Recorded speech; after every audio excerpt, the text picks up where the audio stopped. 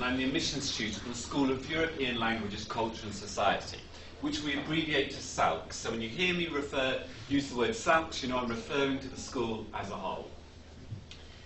Just to give you a sense of how you've arrived in this room, the school receives around 1,000 applications a year, and we have around 180 places. And so we have to whittle down from that pool of applicants those applicants that we think would enjoy reading for a degree at UCL. And so on the basis of your references, your excellent academic profile, and also, most importantly, your personal statement, we thought that the degree programmes we offered here would be programmes that would suit your interests.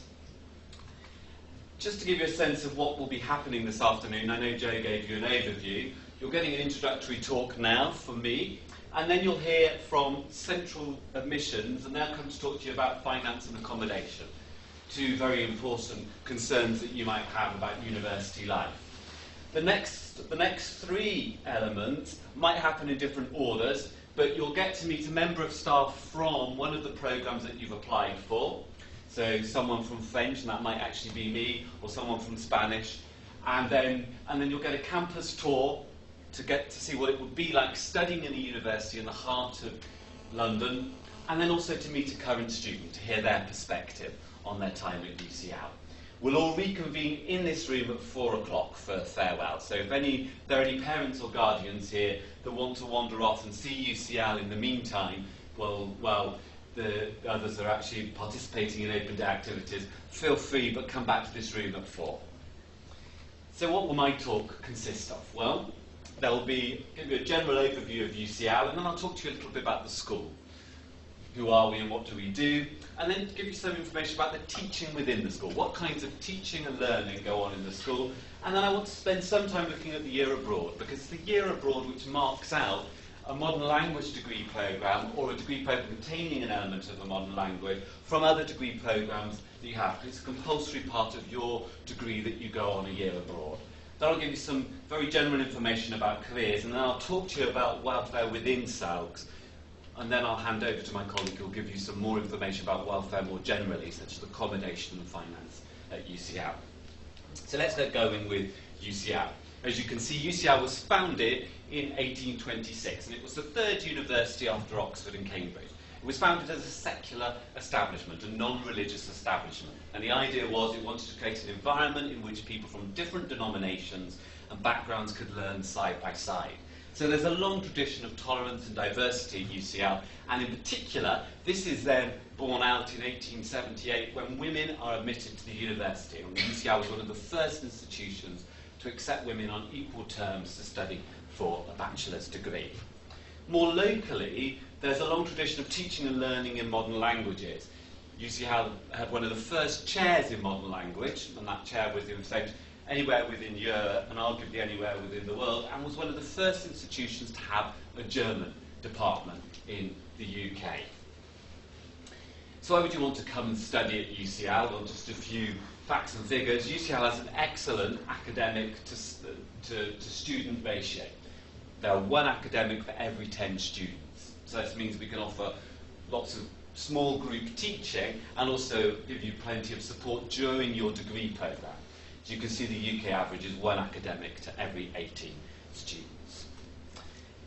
You probably know UCL was ranked 4th in the world as one of the best universities, and also ranked 3rd for its research in the research assessment exercise. And the research and assessment exercise is where academics like me send off our articles and books to a panel of specialists, and they read them and they grade them. And 62% of UCL's submission was considered to be either internationally excellent or world leading, which was the highest ranking you could possibly get.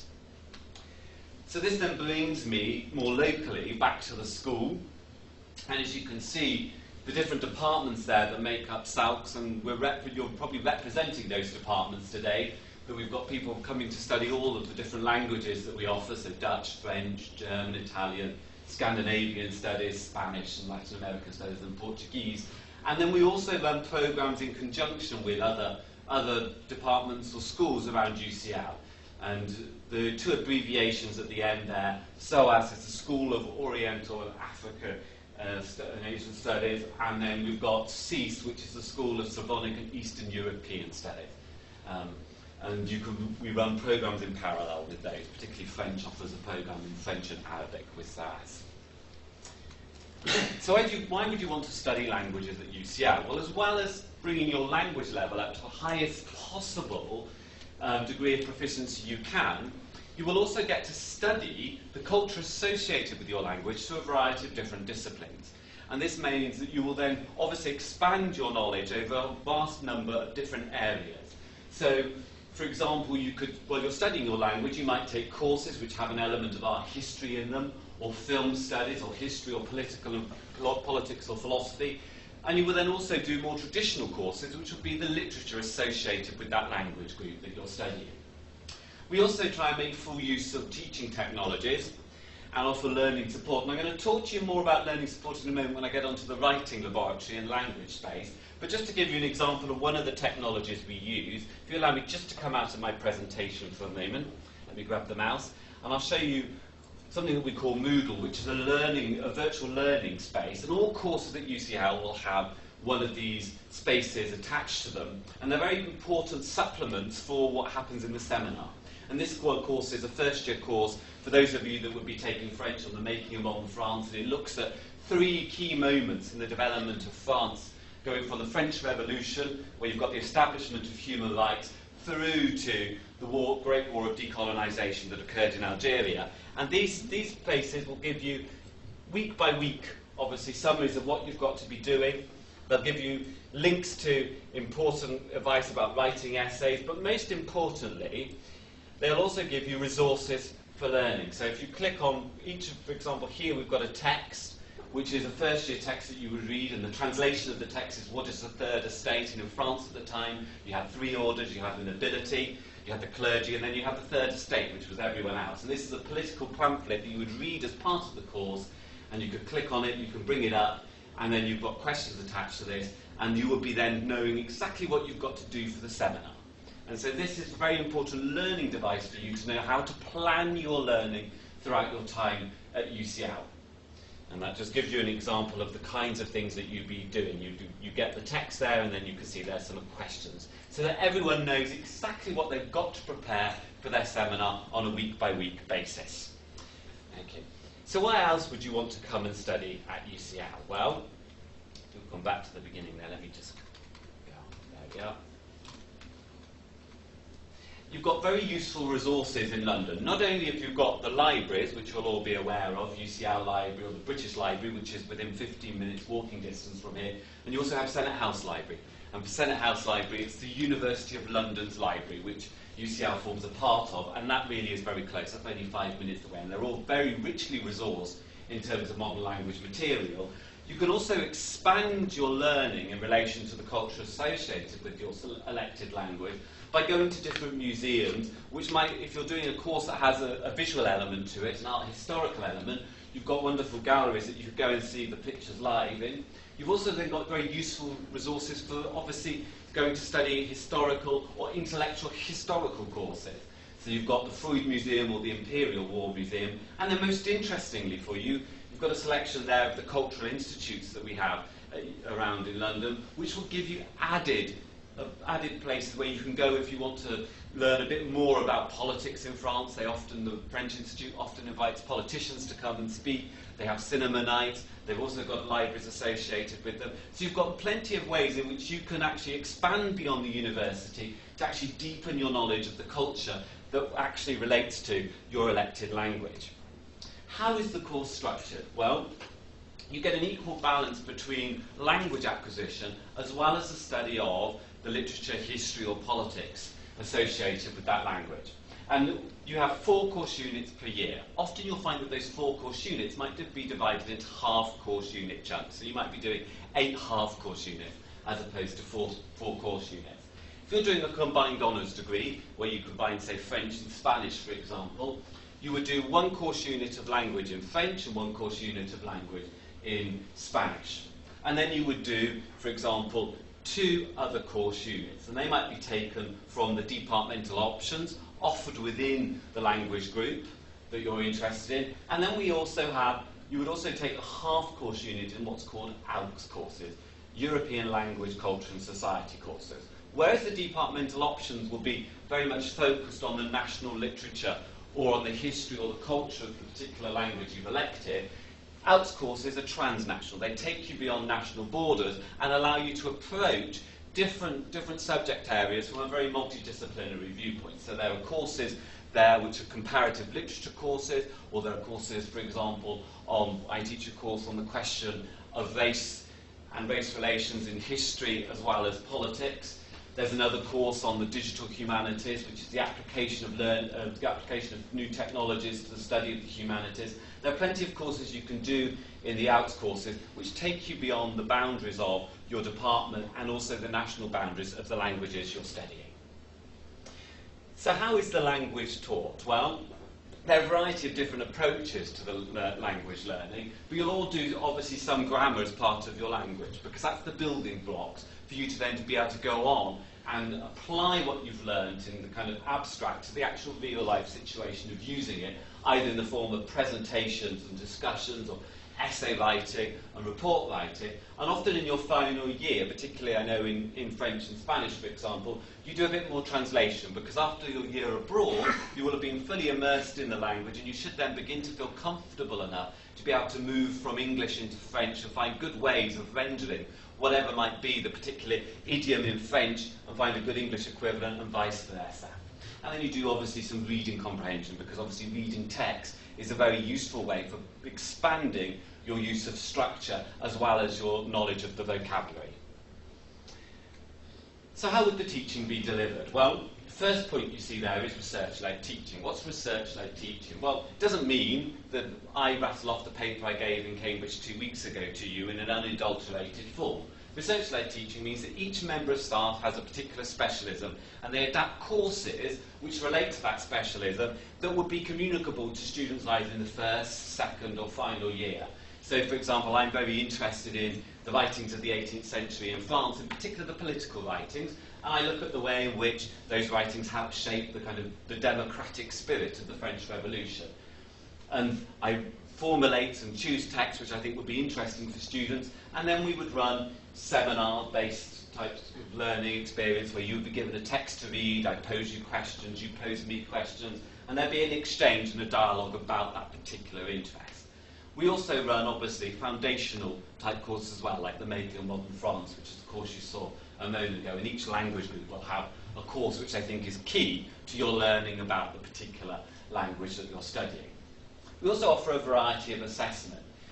You'll all be exposed to different types of assessment. You can't just pick and choose straight away. You'll all do an oral exam. You couldn't study a language without doing an oral examination. And you'll also all do some written examinations. But you can, if you wish, choose courses which might have more of a coursework element to them. That is a course where you write a 3,000-word essay, for example, or 2 3,000-word essays as part of the assessment. Or you can choose a course which will combine both. If you feel you like to do half exam and half essay, you could choose a course that has that element to it. So there's a whole array of assessments there, and some students choose courses that play to their strengths in terms of how they're being assessed. Some prefer to have a variety of different types of assessment. We also try and then keep the teaching as well within small groups, and maximum of 20 for very popular courses, but for language courses we try and keep it around 12 and 15, and in French we try and keep it slightly lower for the oral courses. If you're doing a language which is not really being taught that much at A-level, and often a more specialised language like Icelandic, you might be in a group of 2 students, for example, or Dutch 3 or 4 students. So it can vary from language groups, but they're the rough numbers we try and keep it within. Most of the teaching is delivered in a seminar basis. This is a lecture, room of people where one person speaks. It's useful for giving information, but it's not very useful for finding out what you think about the particular text we've read, or to find out about your levels of understanding. And that's why we move into seminar-style teaching, where the lecture is very much about output from an academic member of staff, and the seminar is very much about input from you to check what you've been doing with the material that we propose you study. I mentioned that you could do, as part of your course, extended essays, and to help you do that, we've got a writing laboratory.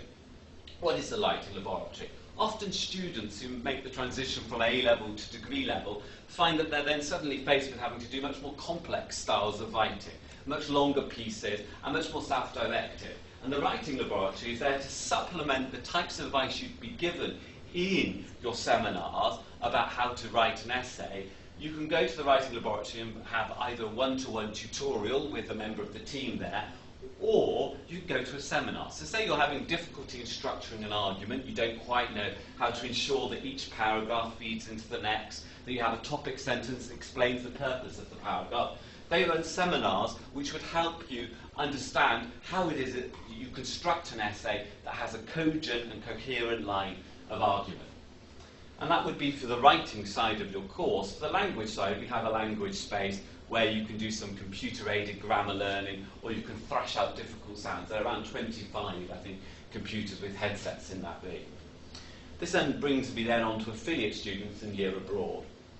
Who are the affiliate students? They're the students doing the equivalent of what you'd be doing on your year abroad, and they provide an important point of local knowledge and also contact with the language before you go. What can you do on your year abroad?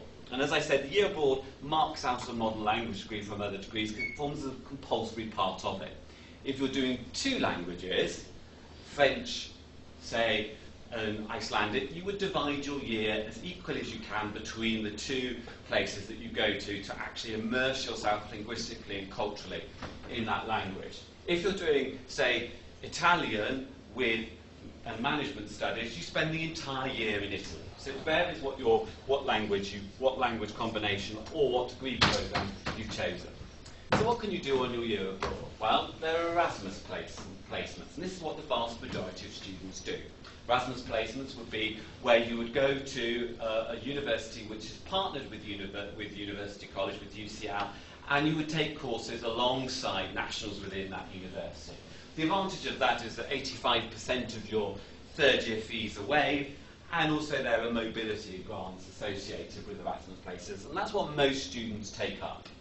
We also then have British Council assistantships. What are British Council assistantships? Well, British Council assistantships are where you can gain some work experience teaching in a school. You'd be teaching English to students who want to learn English and who speak the language that you want to acquire.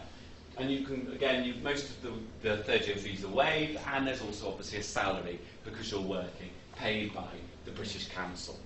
You can, if there's a particular university you want to go to, make an independent university application. Slightly more complex than the Erasmus placements because obviously we already have strong links with that university both administratively and also academically.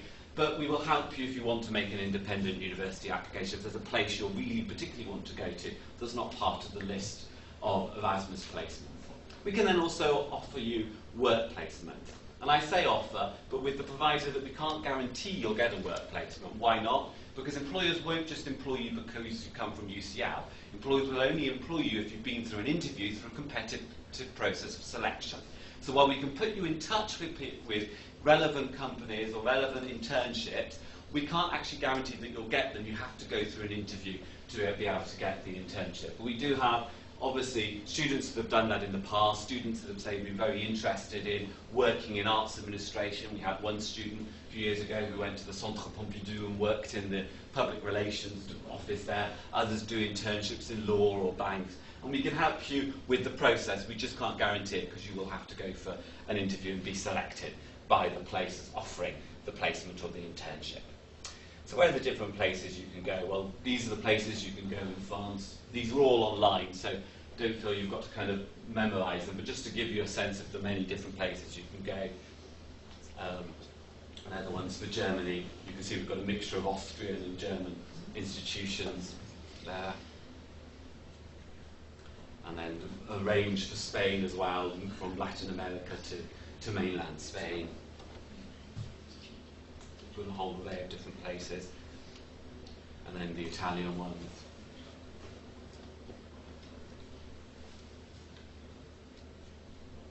And then the different ones for Scandinavian studies. And these might change as the years go on, but at the moment these are the ones that we have.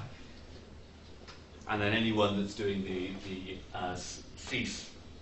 SOAS combination of French with an African or Asian language, these are the places at the moment they're offering in terms of when you can go and study on your year abroad. But it varies from language to language, but they're the places that we have available. So this then brings me to the section on careers.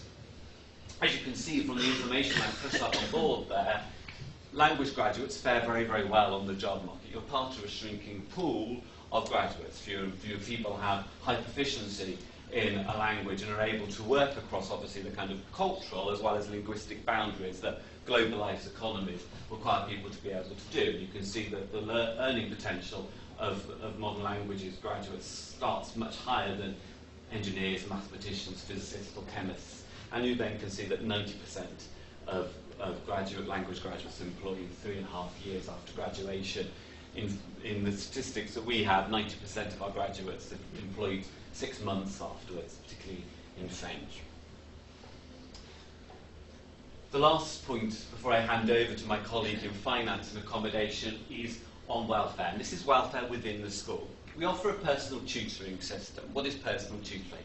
You'll all be assigned an academic member of staff who will be there to offer pastoral as well as academic support throughout your 3 years within UCL. During your year abroad, you'll be assigned a supervisor who will supervise your project that you write as part of your year abroad. So you'll never lose contact with someone in the university. And that person will always be available for 2 hours a week that you can drop by. We all have office hours where our door will be open to receive students. You can also obviously make appointments outside the designated hours. And it's important, obviously, that if you're feeling particularly stressed about a course that you're studying or about how to manage your workload, or you've got financial issues, the personal tutor is your first point of contact, and they'll put you in touch with someone who may be able to take things further for you and help you with whatever issue you're having. We also then offer a transition programme. What's a transition programme? Well, each of you will be assigned a transition mentor. Who's the transition mentor? It's someone in the 2nd and 3rd year of the degree programme that you're studying within SELCS, and that person will be there to guide you through those early stages of making that transition from sixth form college or school to university. It's quite useful to take advantage of this programme. You'll all be assigned a mentor. You don't have to meet the mentor, but why it's useful is because rather than feeling isolated in your first few weeks of being at UCL, or wondering, how do I cope with my first seminar, what's the year going to pan out like in terms of study and revision for the exams, you've got someone that's been through that process that can advise you. And it might be easier sometimes to speak to a student who's experienced things in the same way that you might experience them rather than your personal tutor. So you've got the possibility as well of meeting with your transition mentor in the first week, the freshers week, and then throughout your first year, who will then guide you through those early stages, so you don't feel isolated and that you don't feel that in fact you don't know who to talk to or there's not a friendly face around the department. So that's the welfare we offer within the school. I'm going to close